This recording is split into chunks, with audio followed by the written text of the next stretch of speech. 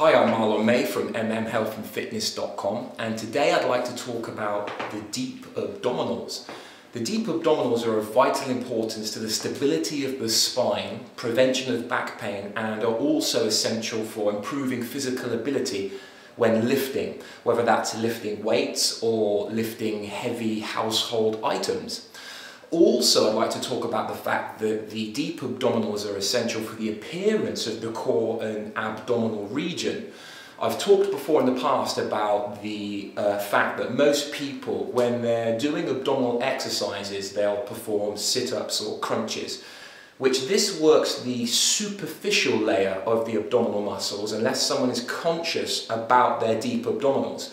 So when I talk about superficial, if I tighten up the abdomen here, that is a different look to when I draw in, and I'll do that from the side as well. So tighten up causes a kind of like bunching effect, but if I draw in, that creates a narrowing effect. Now, the vast majority of people desire to narrow the waist, and so what we have to do is focus on the deeper layer of muscles that actually draw the abdomen inward.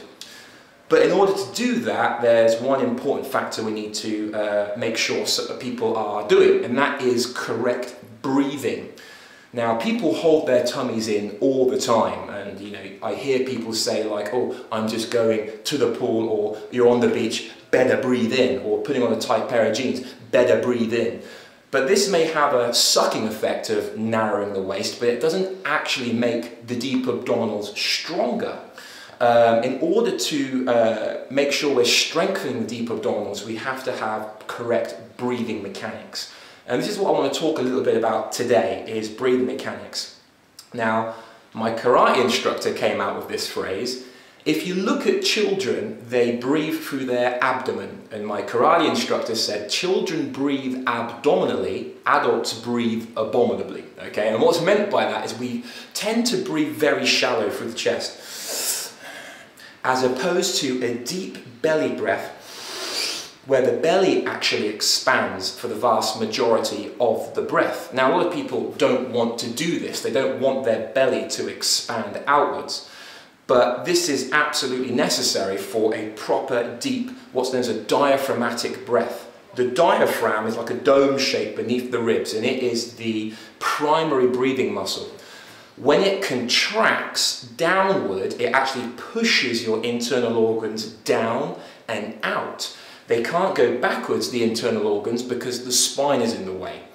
So it actually makes your stomach push out when you take a proper breath. And this is why we must breathe abdominally and allow the belly to come out. So once again, a deep breath. The belly expands, the chest can expand too, but the primary movement is the belly expanding, okay? Now, hold on, before you get concerned about this making the waist bigger as opposed to narrowing the waist, remember that muscles function a little bit like elastic bands, okay? So if you go to throw something, you have to stretch your muscles back in order to get that elastic springing recoil effect, which is how the muscles work. It's impossible to jump up high without first bending your knees and stretching your leg muscles like an elastic band and then springing into the air. Well, if you think about it, when you breathe in deep, this stretches the abdominal muscles, and then you breathe out, and that's the ideal time then to draw your belly button in and narrow the waist, okay? So this muscle needs to last quite a long period of time. It's meant to stabilize the spine. It's meant to take care of the low back, aid your performance in lifting weights, lifting heavy items at home or at work. So it needs to have a fair amount of endurance. So we train it differently to regular abdominal training, like you're doing a crunch or a sit-up. So you don't do 8 to 12 repetitions. Well, you can do, say, 10 repetitions, but each repetition you would want to hold for a prolonged period of time. So I'm going to show you one exercise that you can do to strengthen your deep abs and also practice the coordination of deep belly breathing at the same time. So I'm going to show you the 4-point tummy vacuum. So from here, I'm on my hands and knees, hands directly beneath shoulders, okay, and hips directly over the knees. If you've got a mirror that you can do this alongside, you can see your actual abdomen moving, that's going to be helpful for teaching you correct abdominal movement. So from here, I take a deep breath in. The belly moves down towards the floor. I exhale. Then I take another deep breath in.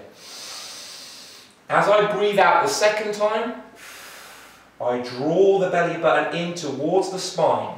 And I'm going to hold that for 10 seconds. Notice that there's no movement away from a neutral spine here. That's a common mistake. I'm going to take another deep breath in. Hold, exhale. I call that a recovery breath. Take in another breath. Exhale, draw in. And I'm drawing in for 10 seconds. That's repetition number 2. After 10 seconds of holding, recovery breath, I inhale, exhale, draw in, repetition number 3 for 10 seconds. And so on and so forth. I recommend performing about 10 repetitions like this to train the deep abdominals and give them some good endurance. Remember, it's not the superficial abdominal muscles, it's drawing in, which is a different type of contraction altogether. One more thing, if you're really having a hard time with the whole belly expansion part of the exercise and drill, if you want to practice breathing before you go into the deep abdominal exercise, the tummy vacuum, I recommend getting some object to place on your tummy whilst you're laid down on your back, just to practice moving it and breathing with your deep abdominals. Or should I say, excuse me, with the diaphragm. So, if you're laid down on your back and you place something on your belly, you can just practice trying to move that object up and down whilst breathing. So I inhale and exhale. And notice how I'm trying to get the object to rise each time.